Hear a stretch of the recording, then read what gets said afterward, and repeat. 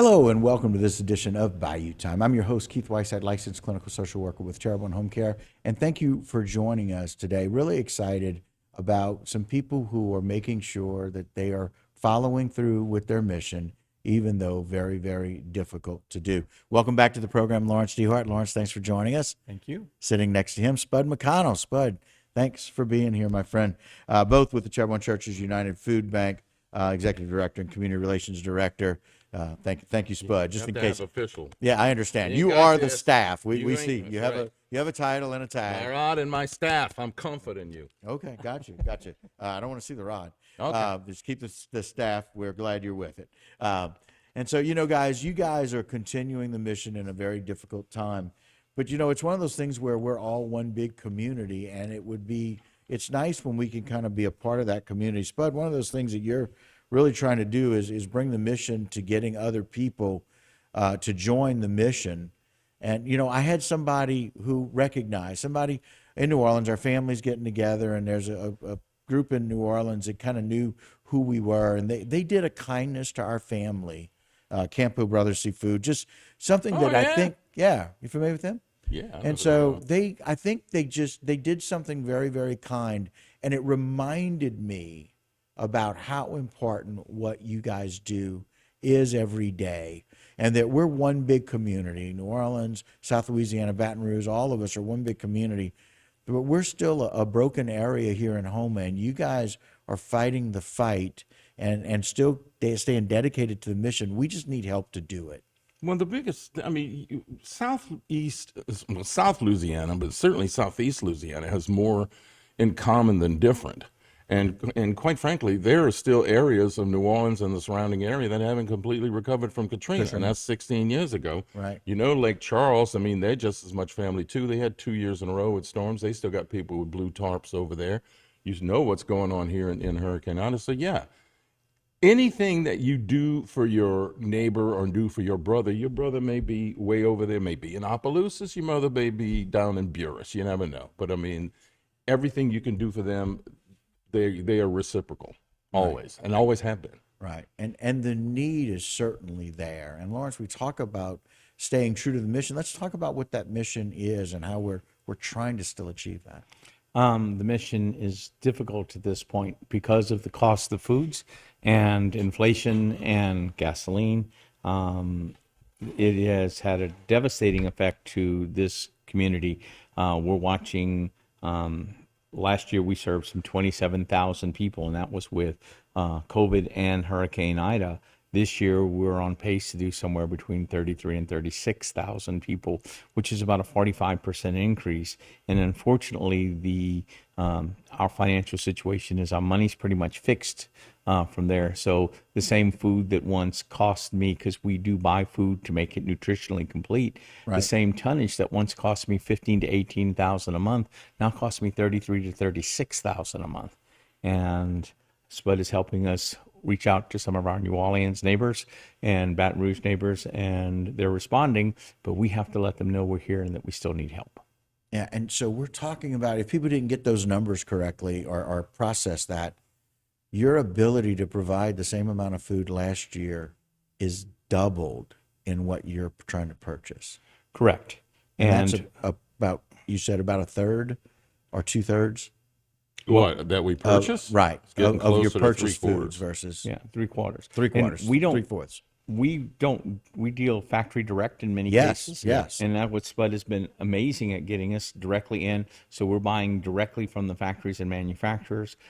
We deal with the PFGs, the Cisco's, the Church Points now, because when you're going from 1.8 million to 2.4 million pounds of food, you got to sit there and make every penny. I'm not talking about scream. You got to make it yell and tap dance. And that's the situation that we're in. And at the same time, you're still experiencing some increases where before we were seeing maybe 2 or 3 new people. Now we're seeing more than that. Right. There are 2 really heartbreaking segments every time I look at the numbers. We tracked the number of new people who've never been to the food bank before coming in, and that was generally in the 2 to 3% per year. And we almost forgot about the number. Right now, we're dealing with over 10% of the people we're seeing at the food bank had never come there for assistance. Or else they haven't come in like several years because they've been able to get back on their feet and then boom, whammied again. Right. So when they come here, we let them know that this is a hand up, not a handout. This is a temporary situation. But most people go, oh, the food bank is just for the poor. No, it's not. We have the senior citizens who are on a fixed account. Their numbers for the last 2 years have been increasing significantly. This year, it's through the roof. If you're on a fixed income or if your employer is working you part-time versus full-time, you're just a paycheck or two away from TCU stepping in and giving you a hand. Yeah. And so you made a really good point, Spud, about some of those people that you have truly done that. You've given them a hand up, and they've been able to maintain for some time. And then we deal with COVID and have dealt with COVID, and we deal with Ida. Just to get the rug pulled out from under them. It's like through no fault of their own. I mean, they've worked really hard to get back up, to be where they're self-sufficient, to the point where they're actually giving us stuff. You know, they're donating us either money or food, or they're helping us in food drives, so they come and volunteer and yank right back in the line. But no judgment from us. No, no. And that's the you really are always good thing. welcome. Right. And you guys, and that's the one thing that I think why the shout out today is we need your help to help so many others. There are so many more people in need and a whole lot less resources. Talking about the need and the challenge that is faced with providing more of a need to more people with less resources. And so, Lawrence, I don't know that people really understand when you say we're trying to do more with less. Let's talk about some of those increases that you've seen that people just, they don't know about or aren't aware of. They see the price changes in the stores maybe, but bread is just one of those great examples right now. If you bought bread, you paid more than twice the price. One of the bigger shocks that we've dealt with right after the storm, I was paying $2.50 for a 10-pound bag of chicken. That's now over $10.20 to me, and it's not like I'm buying it local. And while you may see a store that goes, oh, I saw it on sale for $6, if you find it on sale for $6, buy 4 packs and bring it to me, we would be more than happy, because they're doing it as a loss leader to get you into the store. They make it up in other prices. Okay. But it's a situation when we're buying pallets at a time of chicken.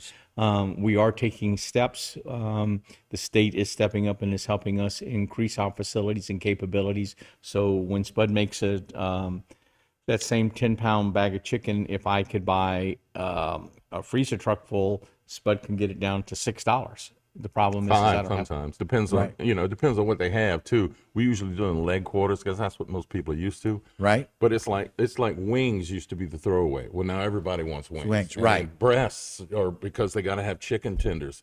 Now it's all of a sudden thighs, the boneless, skinless thigh. So the drumstick seems to be like low man on the pole now.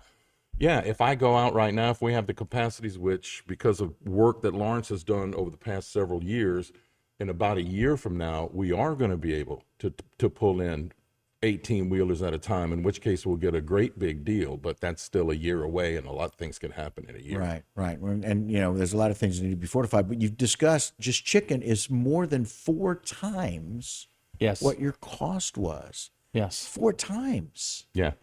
And that's just one of the items. We've had a pretty standard fare that we would pack in the boxes, and those things that we donate, yes, we do still buy about a third of the pound of food, but things like potatoes and onions have gone up to the point that we've literally looked at every item that we provide. We want to be nutritionally complete. We're not just going to give you junk. It's like, oh no, we just can only give you what we got thrown in here. And we work with nutritionists, we work with healthcare professionals and said, this is what we have to give you. But it's a situation that the cost has gotten such. I mean, we don't give canned fruit anymore unless it's been donated. We don't like the high sugar content, so we look at things like applesauce. We look at we're able to go ahead and get cereal now, but we've had to cut out oatmeal, cooking oil. I mean, some of the big discussions, because we give cooking oil, sugar, and flour, and it's like, okay, let's see about giving. So we get smaller bags. We're down to 1 pound bags of it, so we can at least give it. But it's like you give flour and you can't fry things. You get rid of cooking oil and you can't cook things. And so we're trying to encourage people to cook to save money. But this summer we are changing the meats that we give to things like hot dogs and pizzas because that's more summer fare, and I can save a little bit on costs and still give you something that's nutritionally complete. And that's something people need to understand. Y'all are, and you're amazing at it, Lawrence, and Spud and I know that because of the volume of conversations we have with you about how you can manage continuing to give people nutritionally complete foods and save money, because we've got to find a way to save some money We to look be able to for it. keep feeding people. We look for it big time. I mean, I've touched base now, and I'm making deals and making future deals with different distributors who normally have not come to this area that we are able to tap into. And I got an email day before yesterday with somebody offering me, 1,000 cases of chicken at a reasonable price, but I ain't got 1,000 cases.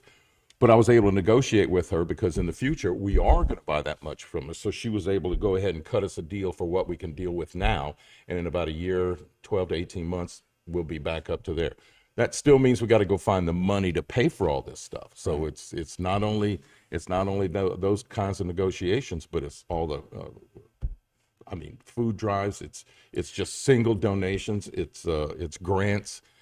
Everything you can think of. Any way we can get $1 in the door, we can push $7 worth of stuff out the door. Any way we can skin the potato, right? We are still the only top 10 food bank in the state that doesn't get money from the parish in which it serves. That's true. That's true. And again, You can, I yes, listen, Fact. I know it's a sensitive subject, but it's the reality. Yes. And so I'm hoping that, our leaders are listening, that it's a need, because quite frankly, they're the people that are getting the calls about who is in need of things, right? Yes. And y'all get the call thereafter. So if we're going to do a shout out to the help that we need from Baton Rouge and New Orleans, we need to shout out to what we need here in our parish, and how and I think, quite frankly, that the people in our community would be willing to consider a millage for that. And so if that's a proposal, You can say, I did it. That's fine. So He's going to put a sign in his front yard. that is correct. Before we get home. Said, Yeah, his wife is out there painting one right now. right. Millage for the food bank. Millage for the food bank. And look, we'll do millages for different things. We need somebody to kind of help champion this. You guys are championing the cause. You're sticking true to the mission. We got to help out. We got to do our part. And quite frankly, there's only so much that the three of us can do. There's a whole lot more that we as a community can do, even if we do that a little bit at a time. I know that we're still struggling from Ida in lots of different ways. There's lots of people who are struggling. We're going to take another short break, but when we come back, I'd really like people to get a better understanding of what your building is like and what it's faced with, and some of the challenges that you guys are faced with, just like we are, in dealing with trying to provide for, as we provide for our families, you're providing for those in need. Lawrence, it's just one of those things that the biggest story that I remember is what you were able to do with getting your generator fixed out in the midst of the storm. I mean, literally in the middle of the storm, fighting to keep the generator going so that you could provide the help that you knew people were going to need after the storm. But you're still in a battle with getting your building fixed. Right. We have about $200,000 worth of damages to the building. It's not in imminent danger of collapsing, Right. but it is a situation where there are panels that need to be replaced and repairs, and we're fighting with our insurance company. So where I have had a Cat 4 building before as far as the main campus, I now have basically a Cat 3. And one of the things that we're doing in anticipation, because FEMA keeps telling us that we have a 70% chance of being hit by another tropical hurricane in the next 18 months. So we're actually in hurricane mode. So to prepare for that, we're working with other parish officials. The Sheriff Tim Saunier is letting us store key food there. The Port Commission with David, he's letting us store food there that if or when the storm comes, I am pre-positioning food in various parts around the parish that if we do sustain that damage, because my building has not been fully restored and repaired, then we can still service. We have a new building being built in the back. Thank you to Mike Veazey and Zizarang. Right. And so that one is far stronger. So we're actually doing things to prepare to pivot to other buildings and other locations so we can continue to hand out what we have until help arrives. And it maybe is the best plan that I've heard, in as much as pre-planning to take care of people, but you're also doing something with these day bags. Let's talk a little bit about that and the importance of why people need to leave. We have so many FEMA trailers out there, and we work very closely with Earl. And guys, you got to listen to Earl. I'm telling you, he knows what he's Absolutely. talking about. Go. Yes. And we work with the EOC and we work with Tim. Sonia, the sheriff, we're actually providing services to both command centers. And so the deal is we're doing these day bags because where last year we shipped about some 500 people to North Louisiana, and of course we had to give them food and water for the bus trips there. We're anticipating way more than that, 3 and 4 times that, so a couple of thousand. So we're preparing day bags. We have B1 Bank there coming today to make more. We also, in addition to that, through experience, we've learned that the sheriff's deputies can get to areas that we don't first, and so we have thousands of day bags, which is designed for one person, one meal per day, and it's pretty complete. And we're putting them in sheriff's cars so that when they go to an area, if they see somebody that needs help, they can have it in their spot. We're also working with other organizations that we traditionally haven't worked with to help with distribution. So if you're down the bayou, we'll have stuff in location already there for if the storm doesn't happen or does happen. We've also invested money in equipment. We have a flatbed trailer. We've got a flatbed truck. We have something called the donkey. That way we can move pallets at a time, get there and offload those pallets. And we now have new alliances and partnerships and letters of understandings with 14 other groups that, okay, if your building is there, we're going to bring you food and we're going to ask you to hand things out. So we're looking at it as not a matter of if, but it's a matter of when. And a lot of the problems that nobody anticipated for Hurricane Ida, we're doing what we can to try to prevent as part of that. And again, it's remarkable to hear the pre-planning about how to do that, because we talked about, and it's a beautiful thing to me that churches is part of your name, because the churches really tried to do their best to feed people who didn't have the opportunity. And now you're partnering in such a strategic way with people that if they have the space and they have the strength of the building, you'll be able to provide some of the food to help with those in need if they can help distribute. There are key churches. I don't care what faith you are. I don't care what church you attend. We've had an amazing amount of churches, both Catholic, Baptist, Episcopal, Methodist, non-denominational. Mennonites, The Mennonites. Yes. Those guys are cool. The Mennonites and the Amish. And you They're sit there back. going, yeah, okay, all right. But we have Samaritan's Purse coming back. Yep. We have God's Promises coming back. We have key partnerships with them. We have Convoy of Hope, who has never stopped loving us and is one of our key providers. Right. But it's difficult. And we're still in storm mode. And I love the fact that we're in storm mode and you are helping prepare those people. And we want to tell people, if you are told by Earl Hughes, as our director of emergency preparedness, to leave, please leave. Make a plan now. Yes, for now. some Make it place that you now. can go, and make it a place where you can go and get there. Get there cheaper than you would somewhere too far away, because we know gas prices are difficult. We know of the increase in cost. Chicken 4 times what it used to be. So find a way to get where you need to go. Spud, some final thoughts as we wrap up here. Again, you need to do this now. Everybody waits until there's a storm in the Gulf. Don't wait for that. Storms come here. You should be doing this. This should be a year-round thing. You should have food. You should have 72 hours, preferably 96 hours worth of food and water and the batteries medicines. and all that. And then recycle it. Put it, Yeah. put it in your pantry and Right. then Use whatever you can Use and whatever you and can and then keep set it up filling it again. up. Don't wait till the last minute, because that's when people are scrambling, and that's when people make mistakes, and that's when people get hurt when they're or lose their evacuating. That's when too many people are looking at this thing while they're trying to drive. All this stuff is very easy to plan. You can go to GOHSEP, GOHSEP, that's the state's thing. They can help you create a plan for yourself, but you have make to a plan. create a plan for yourself. Lawrence, we would give you a little more time, but as usual, Spud used it. Yeah. Yeah. This is how we roll. I was supposed to talk about the day That's Don't bags. be in a hurry to come back either. Right. because we don't have Yeah, resources yet. don't wait for that. Guys, that will do it for this edition of Bayou Time. Don't go anywhere. A lot more local programming here on HTV.